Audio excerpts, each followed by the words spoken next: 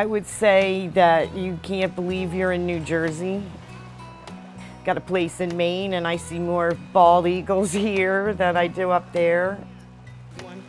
Deborah Waddington is a sculptor who lives and works in Salem, New Jersey, right on the Delaware River. I think I'm really inspired, like being in this kind of surrounding, because I really look for beauty and tranquility. As you know, it's hard as an artist. You're self-employed. You've got to come up with your own motivation, right? Both my grandmother and mother were artists. Their encouragement, I started out making my own toys. I like to do that. She was a free spirit and very creative. She knew she was going to do sculpting when she grew up, before she went to kindergarten. And so she never had that. She never had to labor over what it was, am I going to do, where am I going to go. She's able to capture the spirit of the person or the animal that she's doing. Her studio is filled with visual references and with finished art, including pieces she made for the Franklin Mint. I did the African Animal series.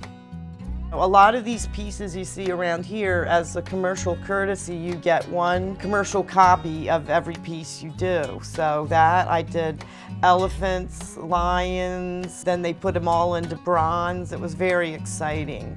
And I mean, one of the reasons they hired me is I started out making like unicorns and carousel horses. I make a drawing and make a maquette, which is a small study of what's going to be larger.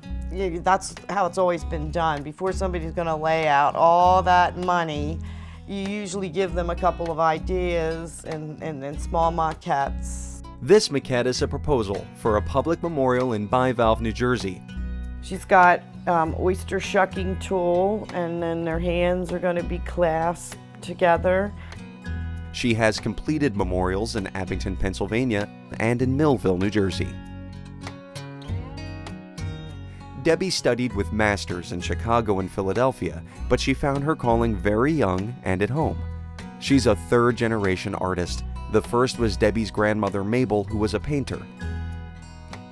Debbie's mother, Mary, was the second generation. I did basically oil painting until I was married and had my first child.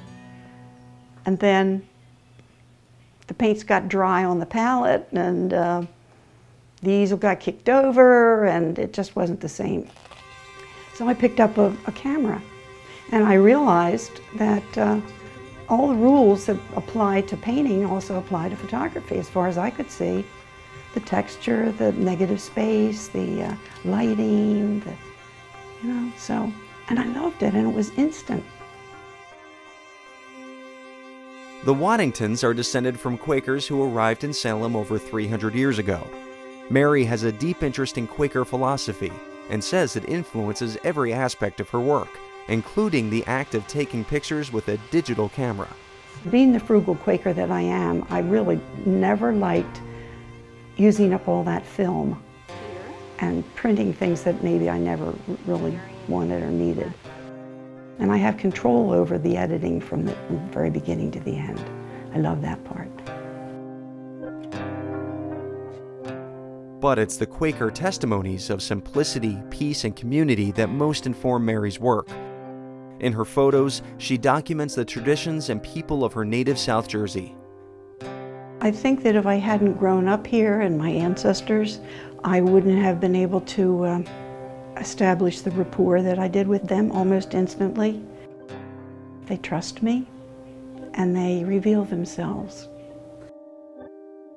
I was noticing that trapping, for instance, is kind of dying out. There are very, very few trappers nowadays. They're a rare breed, and they were fascinating, and they love their work. Mary focused her camera on one of those trappers, Marvin Rankin, now retired. A friend did the audio documentation. I love being out in the meadow. That draws me. Well, me and nature were never too far apart, I guess.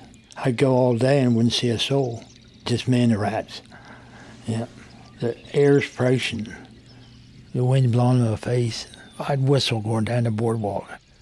I'd get in my boat and start the motor up and go down there just happy all over. Yeah, it was fun. You couldn't make a living better. I wouldn't change it for nothing. Wished I was still doing it. These incredible stories come out of these people, you know, in their element, working. And I think she's always strived to go into people's lives, not intrusively, but to capture like a story of their life. And I've really always admired that.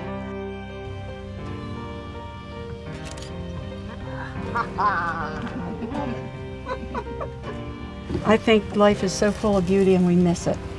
I don't know what we're waiting for the perfect sunset or something, but you find it in all kinds of ways, in all kinds of places, particularly in a person's face.